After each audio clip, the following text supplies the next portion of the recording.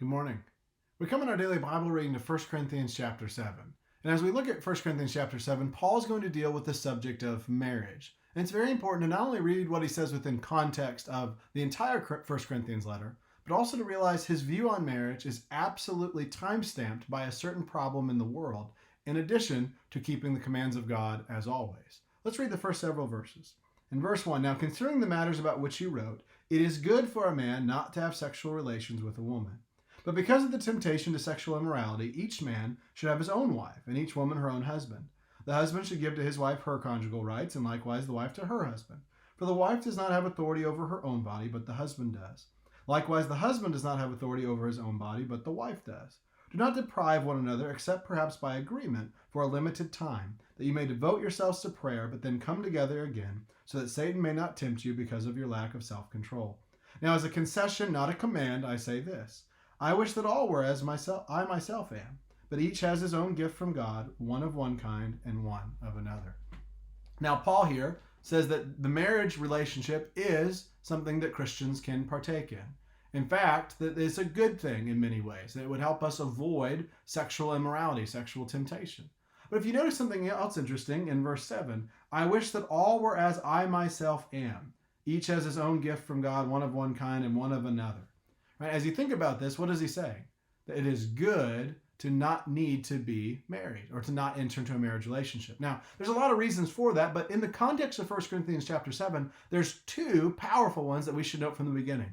One is unique to that time, and one certainly flows through into our time, although it would be exacerbated by the problems found in verse 25 and 26. Let's look at that first problem, verse 25. Now concerning the betrothed, I have no command from the Lord, but I give my judgment as one who by the Lord's mercy is trustworthy. I think that in view of the present distress, it is good for a person to remain as he is. Are you bound to a wife? Do not seek to be free. Are you free from a wife? Do not seek a wife. But if you do marry, you have not sinned, and if a betrothed woman marries, she has not sinned. Yet those who marry will have worldly troubles, and I would spare you that. Notice verse 32, second problem. I want you to be free from anxieties. The unmarried man is anxious about the things of the Lord, how to please the Lord. But the married man is anxious about worldly things, how to please his wife, and his interests are divided. And the unmarried or betrothed woman is anxious about the things of the Lord, how to be holy in body and spirit. But the married woman is anxious about worldly things, how to please her husband. I say this for your own benefit, not to lay any restraint upon you, but to promote good order and to secure your undivided devotion to the Lord.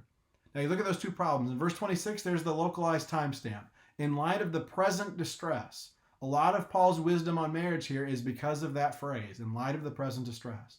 Perhaps he's keeping in mind what the apostles were facing in 1 Corinthians chapter 4, that is all kinds of persecution and problems for wearing the name of Christ.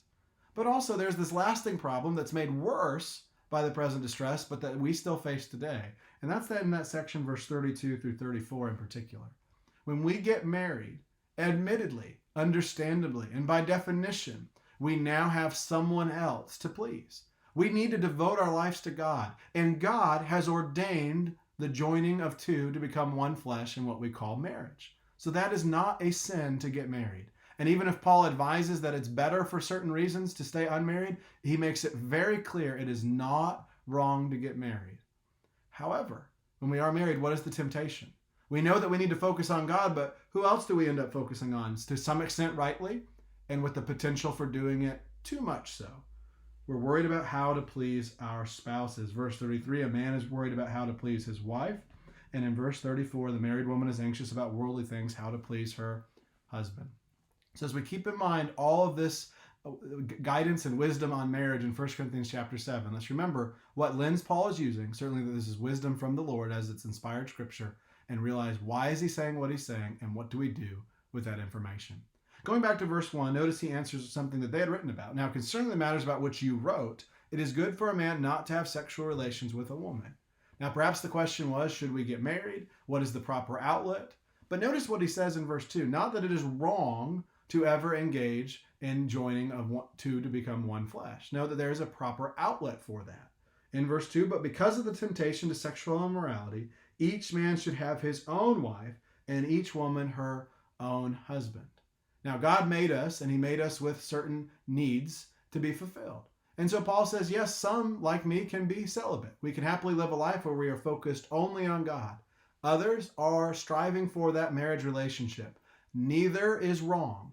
However, be very aware that if we're going to enter in a marriage relationship, we have something that's a callback a little bit to chapter 6. Do you remember at the very end of chapter 6, what is said about God and us with regards to our relationship to him? It says that we were bought with a price.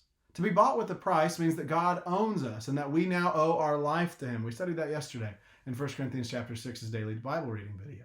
But as you look at this in verse 3 and 4, we realize that not only do we serve God, but if you enter into a marriage relationship, you now also live to please and serve somebody else. In verse 3, the husband should give to his wife her conjugal rights, and likewise the wife to her husband. For the wife does not have authority over her own body, but the husband does. Likewise, the husband does not have authority over his own body, but the wife does. As you think about this, to enter into marriage is serious. One, we need to make sure that we always keep God first. But two, to realize that we're even pushing ourselves even further down the totem pole of how we're living and who we're living for.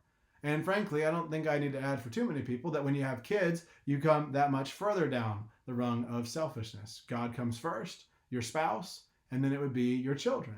And so with each relationship we add, it can become more distracting from serving God. And yet this marriage is a God-given institution that we can be thankful for and should lovingly take advantage of and thank God for every day. Now, as you look at verse 5, though, do not deprive one another, except perhaps by agreement for a limited time, that you may devote yourselves to prayer, but then come together again, so that Satan may not tempt you because of your lack of self-control. This is a wonderful example of how God knows how he made us, and yet he has made it to where we do not have to sin, and we can always find a way to please God. We should be thankful to him for revealing his word to us and make sure that we're doing our part to please the God who bought us with such a heavy price of the blood of Christ. Now, as you look at verse 8, to the unmarried and the widows, I say that it is good for them to remain single as I am. But if they cannot exercise self-control, they should marry, for it is better to marry than to burn with passion. To the married, I give this charge, not I, but the Lord. The wife should not separate from her husband, but if she does, she should remain unmarried or else be reconciled to her husband, and the husband should not divorce his wife. To the rest I say, I, not the Lord, that if any brother has a wife who is an unbeliever and she consents to live with him, he should not divorce her. If any woman has a husband who is an unbeliever and he consents to live with her, she should not divorce him. For the unbelieving husband is made holy because of his wife, and the unbelieving wife is made holy because of her husband. Otherwise, your children would be unclean, but as it is, they are holy. But if the unbelieving partner separates, let it be so. In such cases, the brother or sister is not enslaved. God has called you to peace. For how do you know, wife, whether you will save your husband? Or how do you know, husband, whether you will save your wife? So Paul gives some advice here, as inspired by God, on what is the marriage law. Remember Matthew chapter 19, the marriage law is very clear. There is one woman and one man, the two become one flesh, and that is, as we would say, until death do they part. Except for sexual immorality, that a marriage is forever in terms of this life. Now, as you look at that in verse 10, the wife should not separate from her husband, right? And also in verse 11, the husband should not divorce his wife. Now, in verse 11, there's an important phrase in between, but if she does, she should remain unmarried or else be reconciled to her husband. Very important to see that anything 1 Corinthians 7 teaches does not, unless otherwise stated, regard remarriage. A lot of people have used bits and pieces of this text to say that someone can separate or divorce and then get remarried. Unless that word is supplied and found, and here it's found that she should remain unmarried or else reconciled to her husband, the Bible does not give that right. The only right given throughout the New Testament scriptures to remarry is when one has divorced their spouse for the cause of sexual immorality. Those are the words of Jesus in Matthew 19. So anything that 1 Corinthians 7 does say must explicitly say you can remarry to be given that right. So as we look at this, what is it saying? Well, one important thing is that if you are married to an unbeliever, certainly that would be difficult. Remember, what is Paul's view of marriage? Well, number one, that it's if you have a need to be fulfilled or a temptation to not fall prey to, but also that it can be a problem in distracting us from doing God's work. We want to be pleasing God, but if we have a spouse, we're also worried about pleasing them, and that might be a distraction. And so we might think that Paul would say, well, if you have an unbelieving spouse, that's a huge problem, and so you can just cut it off. Well, no, that's not what he says. In fact, he says the opposite. In verse 13, if any woman has a husband who is an unbeliever and he consents to live with her, she should not divorce him. Same with an unbelieving. For the unbelieving husband is made holy because of his wife, and the unbelieving wife is made holy because of her husband. So you see, that goes both ways. But if you look at verse 16, how do you know, wife, whether you will save your husband? How do you know, husband, whether you will save your wife? maybe, and this is not good advice for picking a spouse, but it might be that if you are already in this state, remember, Paul would use this phrase a lot. If you are already married, stay married. If you are already unmarried, remain unmarried.